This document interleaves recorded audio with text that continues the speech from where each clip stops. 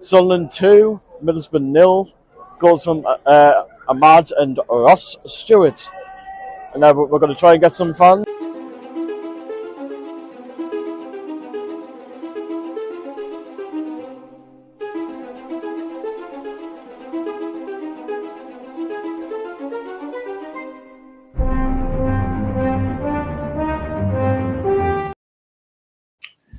Good evening, everyone, and welcome along to our WA Productions. Bradley Young here alongside Jack Lincoln is tonight's project manager, obviously, the guest again for this live. Today, I've just thought of an episode one to do from the aftermath of Sunderland versus Marsielle game this afternoon. Obviously, the kickoff was 3 p.m. this afternoon, and it was obviously a draw. It was 2-2. Comment section will be open soon. For anyone who has any comments, please drop down below. Obviously, this afternoon as well, we had obviously Callum Hall down at Bradford City Stadium doing a kind of fan interview thing down there. So if you are on the vlog or the interview, whatever you are with him, I don't know anything that much about this, he knows, but go on to the RWA Productions YouTube page, it'll be there. But yes, good game, wasn't it, this afternoon, Jack, against obviously a tough tested side? Yes, it was a very good game for to test ourselves where our levels are at, especially against a very good team of Marseille, especially fighting for promotion, fighting for the title with PSG and that team. They've got a very good team. But yeah, it was a good game. Hi, Lauren. Hi, Acacia. Hi, Acacia, and hi, Lauren. You all right, lasses? How are you doing? But yes, very tough test for us today, but obviously we went and done it and got a draw, which I was... Brad, I can only say Lauren. Says Lauren. Tell you what we'll try and do is we'll try and... Hey! A little bit. Gotta let go. There we go. I think that's a little bit better. If it's not, camera looks high. High on what? High on what? But yes, that's better, lads. But yeah, obviously it was a tough test for us today. Against obviously, I think it's French Marseille. I think it is. Obviously a top French club. All right, Jack. Top French club, Marseille. Obviously, some good, obviously players who play for them as well. Obviously, what do you call him, the former Manchester United right winger, Mason Greenwood, but obviously he was left out today. Obviously Højbjerg, Tottenham as well. Thought obviously he looked very lively first half. I'm Marseille French, says Acacia. Thank you very much indeed for confirming that also. That's better, lad, says Lauren. But yes, for Højbjerg looked quite good first half against us. I thought he had a lot of energy. I thought he looked really, really good on the ball. But although I thought Sunderland had a really, really great high press as well in the game. He says, Acacia says he's got an injury. That's why the absolute idiot of Mason Greenwood. Why is he an idiot, Acacia? Why is he an idiot though? That's the question. Well, that's that. He's God.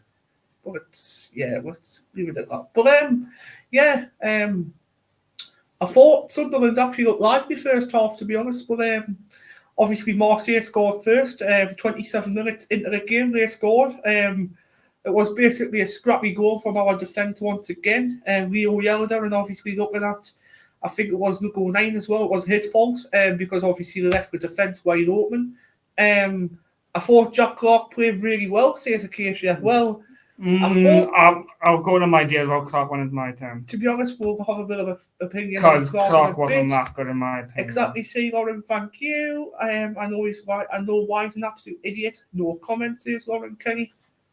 But yes, thought Sunderland looked quite lively today as well, what I've just mentioned a couple of times. But obviously, Marsielle took the lead in the 27th minute, like I said. I think it was a scrappy goal. The defence was wide open. Leo Yelder, I think it was, and O'Neill was a full for that goal. Then obviously it was a goal from obviously Dennis Serkin to obviously level us up to make it 1-1. And I think that came obviously from across him from the right-hand side of Patrick Roberts. That was the assist off him to get Circle's goal going for a 1-1. Paddy Roberts says Lauren Kelly with love hearts. We know you like Patrick Roberts. I know you like that. What else? Can we say? And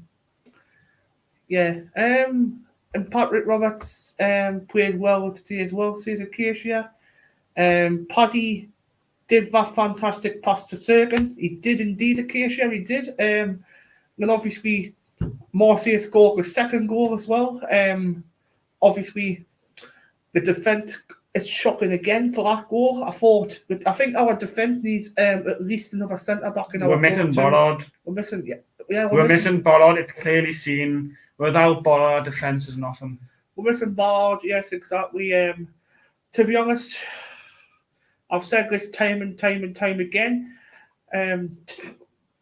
What's this one? Mate, that one I'm absolutely shattered. Jack, are we keeping you awake, lads? I'm absolutely shattered. But yes, I have said this time and time again, not just about Daniel Bollard, but we're listening as well, but 32-year-old, obviously 33-year-old now. Why the fuck, and I mean why the fuck did we let Danny Bath go? Like, seriously, he's gone to Norwich City. Now, he used to be at Norwich City. Yeah, he's usually just joined Blackburn. But obviously, he's just recently joined Blackburn now. But obviously, he didn't get any game time for Norwich, so I don't know why we sold him to Norwich. He started 2 games, like 6 games off the bench, and that's all he had last season. That's all he's had. So, and he's been fit the whole season, and he's just been on the bench for the whole season. I don't know why we sold him to Norwich. Obviously, Blackburn Rovers have got him now, and I think he'll do really well at Blackburn. Shout out to you as well. I'm sure they wanted him before Norwich signed him as well. They did, yeah, they wanted him before Norwich. Jack, yeah, that's correct. Obviously, Danny Bath wanted to sign for Blackburn before Norwich, and I think Jacob Ward, there's a shout out here. Obviously, Blackburn fan himself. Yeah, gives a shout out for him as well. But yes, anyways, carry on from that. Marsielle did go to make it 2-1. Obviously, a scrappy goal from the defence again. Obviously, Yelda looking really, really awful again. Football podcast, that's Mitchell. Give him a shout out as well. Mitchell Guest, good evening. Leeds are losing all their key players. Exactly. Somerville went to West Ham, and obviously, what's his other face? Sure, they've lost no one else. They're about to sign Jaden Bogle from Sheffield United. Bogle has been announced last week. They've lost that Jane Anthony on loan. They had last season on loan. They've signed Joe Rotherwell. Who else have they lost? Gnotto could be leaving as well, potentially. Gnotto could be leaving as well. I don't think there's any teams interested at the moment, but I think Ritterby's linked with leaving. Rutter. I think they'll still be in the top 4 no matter what if them players leave. They're easily replaceable. Well, obviously, Somerville went to West Ham.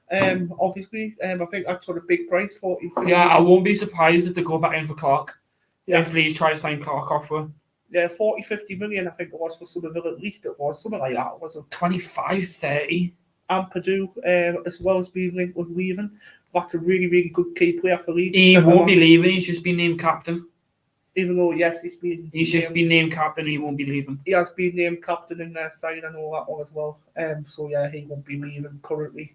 But he's no good. That's why Ampadu. Ampadu is actually a very good player, Acacia. To be honest, Ampadu is a quality. He's a really, really good player. He is. I'll take him to Sunderland any day of the week. And to be honest, who would you say? Put in the comments below. We will be doing a Q&A after this as well. So anyone who's got any questions for that, put them in the chat for afterwards. That doesn't mean anything. Macaulay Longstaff has been captain for Notts County and he left. All right, okay. So he's been captain for Notts County, but he left, did he? I didn't know that. Thank you for letting us know. I'm not clear, I can't remember. Thanks for letting us know about that one, Mitchell. Didn't know about that one. Yeah, but Ampadu's not terrible. He's not terrible on the pitch. He's actually quite good. Ampadu is not terrible on the pitch. He's good. Really, really good. He will get into like a team like Crystal Palace with ease. Obviously, again, Macaulay Longstaff, like looking at him, Really don't think he's going to do absolutely nothing in this league. I really don't see anything from him. I think he could be a League One player, but I don't think he'd be a Championship player. a bit too much of a big step for him. Going from obviously Macaulay Longstaff, obviously played for Notts County. I think he scored something like 20 odd goals and 30 odd appearances in the Vanarama National League. But to be honest, is that a step up to League Two? Is that a step up to League One? Probably not. But got announced in pre-season when he joined Millwall. Yeah. If a team offers him more money than Leeds or Hell, or then Hell leave. Right, okay. But yes, this is more talk on obviously the Sunderland versus Marsielle game. Today's game, obviously. Obviously the second goal what we scored came from a penalty. Obviously the keeper obviously pushed Russian onto the floor, which to be honest, that was a penalty all day long. I've seen that back a couple of times and I think that was a penalty. Obviously Adil Oshish took the penalty and Coleman collected. It was a goal to make it 2-2. What's that? Football podcast Mitchell says West Brom can't sign any more players as well without AFL approval, apparently. Yeah, apparently that's true. I have been hearing about that. One of my, obviously, channel members has been sending me this across to me earlier on today. Obviously, he was obviously not a channel member at the time. He used to be, but he's back now, Paul Wilson. Obviously, I need to give him a shout out as well because I haven't given anyone shout out yet who's joined the channel. But yes, I want to give a big thank you again to Paul Wilson who has joined RWA Productions again for another season. Appreciate that, Paul. Obviously, the likes of Ryan Mason, we'll see him on the channel sometime soon as well. With obviously Matty, we'll see him as well. Couple of players, a couple of obviously guests coming on soon as well.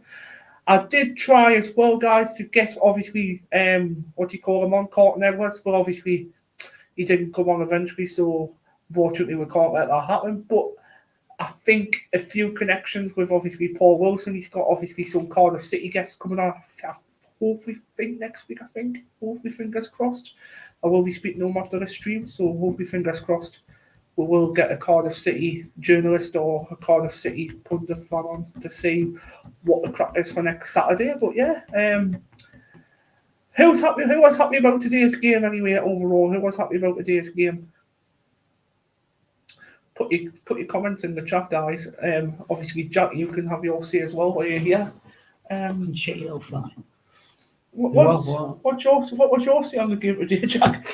I'm already talking at 12 minutes. I think against a team like Marseille, it's a very good performance of getting, especially a 2-2 draw. On the ball, we look promising. The Libri system is working. I won't say working, but we can see what he's trying to do. Mm-hmm. He's just got to work on that defence. I think the way Reggie Libri is actually letting us play is I think he's having like obviously a high press like you've just mentioned before, and I think it's more like the way we've had under Mowbray. I thought Mowbray obviously Mowbray didn't have a plan B obviously during his time at Sunderland, but I think we're kind of like attacking like Mowbray used to do, like on the high press. Do you agree on that one, Jack? Yes. Yeah. Like sorry, I'm half asleep. Obviously, our former manager Michael Beale used to be terrible under him, but obviously we've got a good manager in now, like obviously Ricky Debris. But obviously, I can't say he's good at the minute because obviously I haven't heard much of him, or he hasn't had any championship experience in this league. Obviously, he's been in the French divisions, so we'll have to see what he's like. But yeah, foreign managers turn out to be good as well. Oh, look at Daniel Farke at Leeds United. He's had a good season at Leeds United. Obviously, got them fourth in the league last season, I think it was. And look what he's doing now. I know he's in the Championship again for another season, but obviously look at Danny Rowe as well at Sheffield Wednesday. Look at him. Look at what do you call him? Muntif or something like that. I think it was. Muntif. Look at the QPR boss. Look at QPR boss. QPR were doomed and Ainsworth brought him in, and then the guy just flew up the table to keep himself safe. Look at the Cardiff City manager. He's a foreign manager as well. Where's this foreign? I can't pronounce his name, but he is a Cardiff City manager. Is foreign. Obviously, Danny Rowe as well, what I've mentioned before. Sheffield Wednesday. Look at when This is his true test of how good he actually is now. He's got a full season under Wednesday. Look at where obviously did he left current manager? What do you call him? I can't remember his current manager. Obviously where they were bottom of the table. I can't remember. I think Mitchell could comment on that. I can't remember Munziev or something like that. We'll finish bottom of the table under him, but obviously Danny Rowe came in obviously to survive. Darren Moore. Darren Moore before Rowe. Rowe had another manager before Rowe, had a foreign manager before. Oh my god, I know who you want about. I can't get his name. Muno or something. Either fucking Jesus. Muno, I can't remember. Muniz. Muniz, that's yeah, it. I think it's him. Muno, something like that. I think it's him. But yeah, obviously he didn't do good for Sheffield Wednesday. Obviously Rowe came in and obviously he saved them. So skin of the teeth, like, but he got there. But he did get there. Obviously, Leeds United as well. Obviously, Daniel Farke like that. Does he score? That's it. Does he score? That's his first name. Does he score one or? He score Muniz, whatever his name. Does he score Muniz? Something like that. He was the manager on a Wednesday. Well done, Acacia. Yeah, before Danny Rowe came manager. But yes, Danny Rowe, that's Sunderland over Liberty, like, but tonight, guys, we will be doing a couple more streams because I want to get this channel going. I seriously want to get this channel going with obviously more videos, more content on the channel.